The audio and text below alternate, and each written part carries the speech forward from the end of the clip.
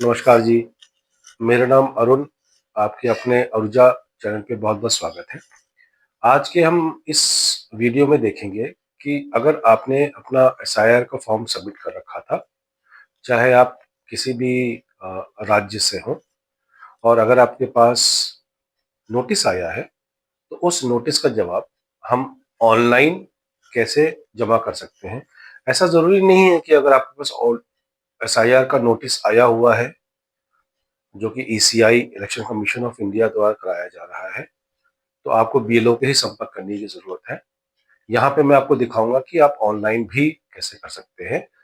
इस ऑनलाइन को करने के लिए आपके पास बेसिकली आपका आधार कार्ड होना चाहिए और साथ में वो मोबाइल नंबर जिससे आपका आधार कार्ड रजिस्टर्ड हो।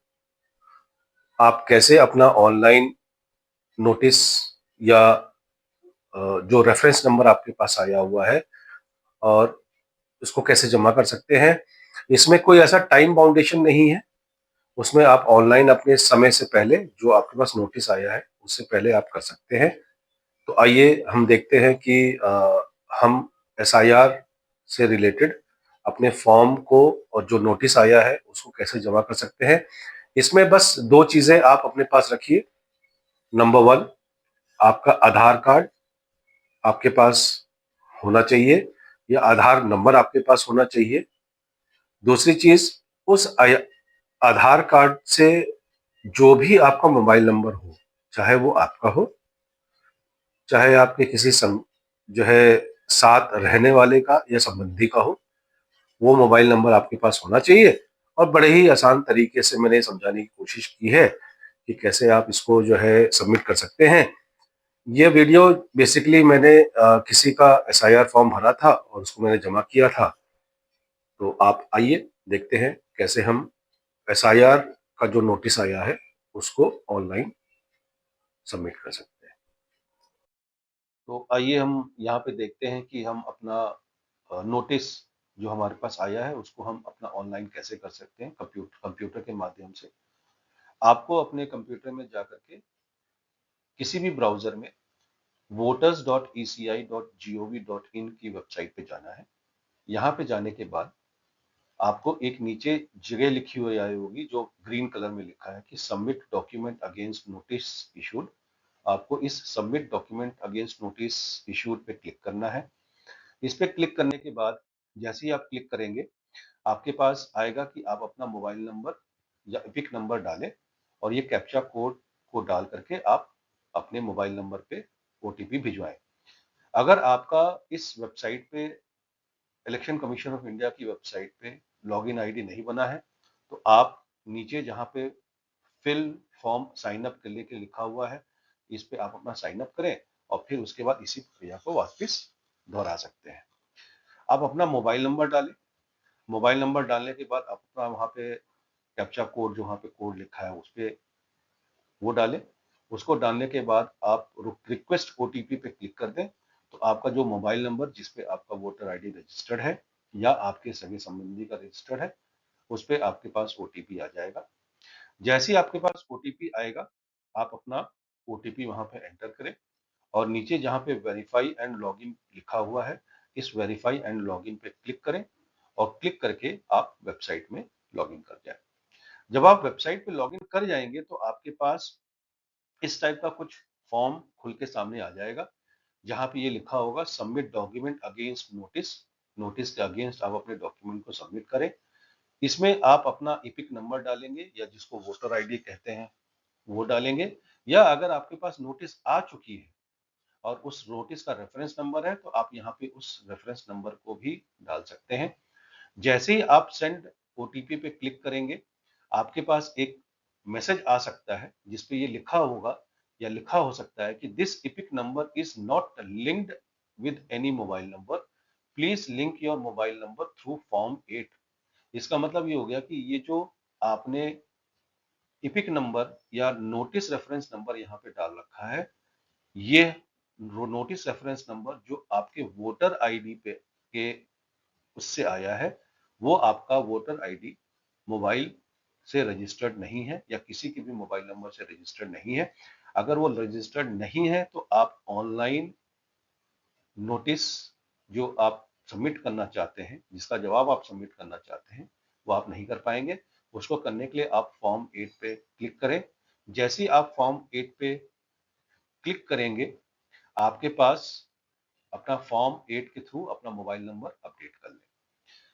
इसके अलावा जब हम वापस जो है नंबर डालते हैं, अपना ईपिक नंबर डालते हैं, और अब आपका मोबाइल नंबर अगर रजिस्टर्ड है या आपने रजिस्टर कर लिया है, तो उस कंडीशन में आपके मोबाइल नंबर पे ओटीपी आएगा। उस ओटीपी को आप वहां पे डालें और सर्च पे क्लिक कर दें।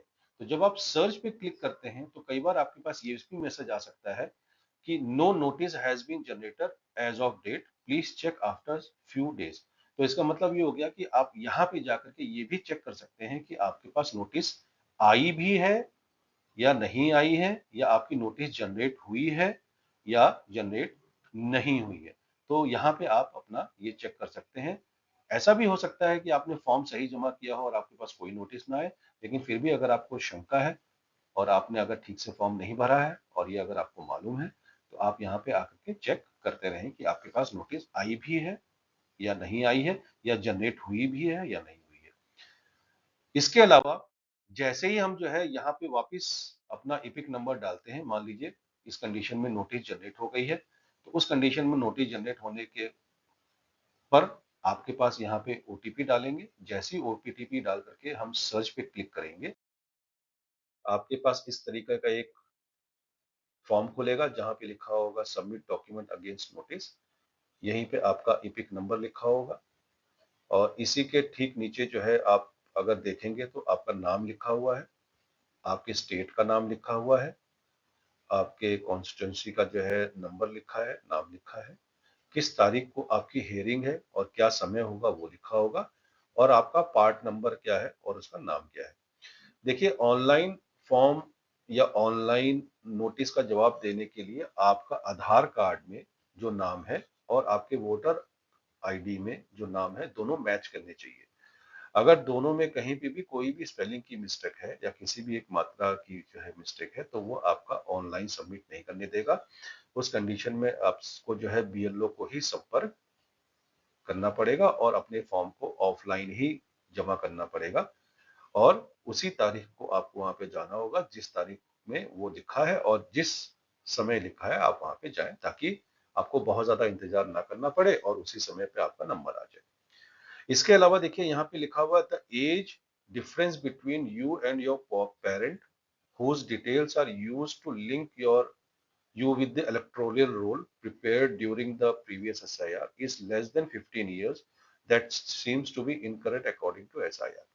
इसका मतलब ये हो गया कि देखिए, जब हम अपने पेरेंट्स, ग्रैंड पेरेंट्स का नाम देते हैं या अपने मदर फादर का नाम देते हैं कि मेरे मदर फादर का नाम पिछले एसआईआर में था, और वहां पे जब हम फॉर्म सबमिट करते हैं, तो अगर आपके एज में और आपके माता पिता के एज में 15 साल से कम की गैपिंग है, तो उस कंडीशन में आपका एसआईआर जो भरा है आपने, उसको इनकरेक्ट मान लिया जाएगा और आपका नाम आपके वोटर आईडी से कट सकता है।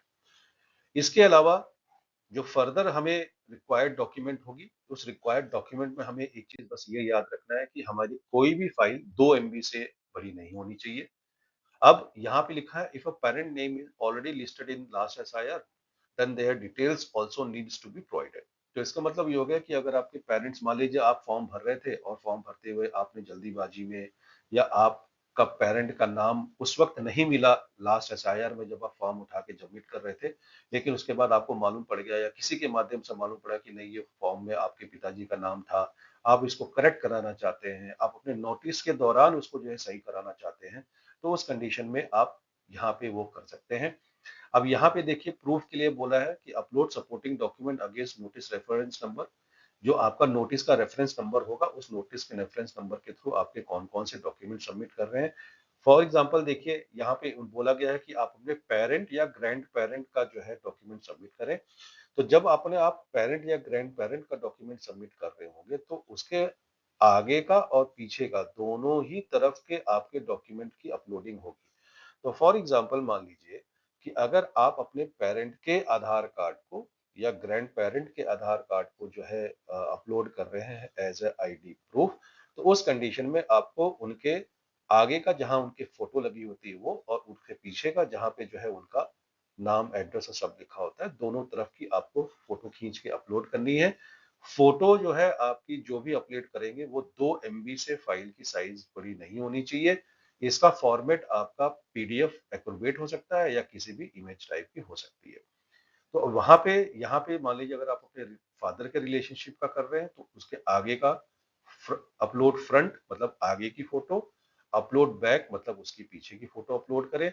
और यहाँ पे अगर आप अपने रिलेशनशिप में जो है ग्रैंड पेरेंट कर रहे हैं तो इस कंडीशन में भी आपकी 2 MB की फाइल होनी चाहिए, या वो भी 2 MB की फाइल आपकी पीडीएफ या जेपीजी की होनी चाहिए। आप उसके आगे का और आप उसके पीछे का अपलोड करें। यहाँ पे देखिए लिखा हुआ है कि upload exact extract of last SIR.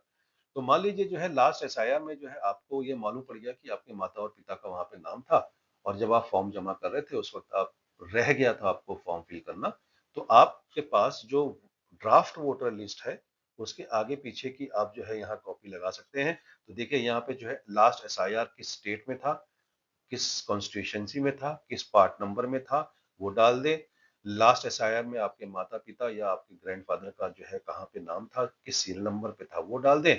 और वहां की जो है फ्रंट की फोटो और वहां की जो है बैक की फोटो। देखिए यहाँ पे फ्रंट एंड बैक की फोटो का मतलब ये हो गया कि जो आपके ड्राफ्ट वोटर आईडी है, उस वोटर आईडी का जो सबसे पहला पन्ना होता है वो, और जिस सीरियल नंबर पे वो आपके माता पिता का नाम है उसको यहाँ पे डाल के अपलोड कर दें। यहाँ पे फ्रंट एंड बैक का मतलब ये हो गया। इसके अलावा आप जब फर्दर इसके अंदर आएंगे, जैसा कि मैंने इससे पहले बताया कि आपको फ्रंट एंड बैक होना चाहिए। आपकी जो है ग्रैंड पेरेंट की फ्रंट होगा, आपके जो है ग्रैंड पेरेंट का जो है बैक की डॉक्यूमेंट की कॉपी होगी। इसके अलावा ये मैंने आपको बता दिया है कि अगर आपके लास्ट एसआईआर में नाम मिल चुका है तो वो सारी की सारी डिटेल यहाँ पे फिल करें। इसके अलावा आपको अब इसको वेरीफाई करके सबमिट करना है। तो वेरीफाई करके सबमिट करने के लिए आपके पास इस तरीके का एक विंडो खुल करके आएगा, जिसमें वो आपका आधार नंबर मांगेगा, क्योंकि आपके ही वोटर आईडी को आप अपने नोटिस को सबमिट कर रहे हैं। तो आप अपना वहां पे आधार नंबर डालें। आधार नंबर डालने के बाद आप जो है आधार ओटीपी, वो आधार ओटीपी आपके पास वहीं पे आएगा जिस नंबर पे आपका आधार नंबर लिंक है। आप गेट ओटीपी पे क्लिक करें। जैसे ही आप गेट ओटीपी पे क्लिक करेंगे आपके रजिस्टर्ड मोबाइल नंबर पे ओटीपी आ जाएगा। वह ओटीपी आप यहाँ पे डालें, और नीचे जो यहाँ पे ऑप्शन आ रहा है वहां पे टिक कर दें कि आपने ये सारे एग्रीमेंट्स पढ़ लिए हैं, और आप इसके बाद सबमिट बटन पे क्लिक कर दें।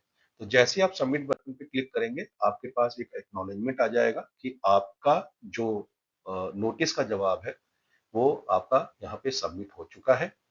और अगर आप चाहें तो इसका जो है स्क्रीनशॉट या फोटो लेकर के रख लें, या यहीं पे आपके पास जो है डाउनलोड एक्नॉलेजमेंट लिखा हुआ आ रहा है, इसी डाउनलोड एक्नॉलेजमेंट पे आप क्लिक करके अपना एक्नॉलेजमेंट डाउनलोड कर लें और आप अपने पास सुरक्षित रखें, ताकि जो है कल को मान लीजिए अगर कोई इंक्वायरी होती है या कोई अगर आपके पास इंफॉर्मेशन आता है, फिर से किसी को कोई जवाब देना है, तो आप उनको दिखा सकें कि आपने अपना ऑनलाइन नोटिस का जवाब दे दिया है।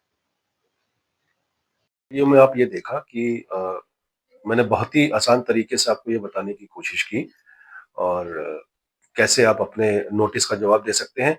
ये जो मैंने आपको दिखाया ये बेसिकली जो है किसी का फॉर्म मैंने भरा था, जिसको मैंने इसको लाइव दिखाया है।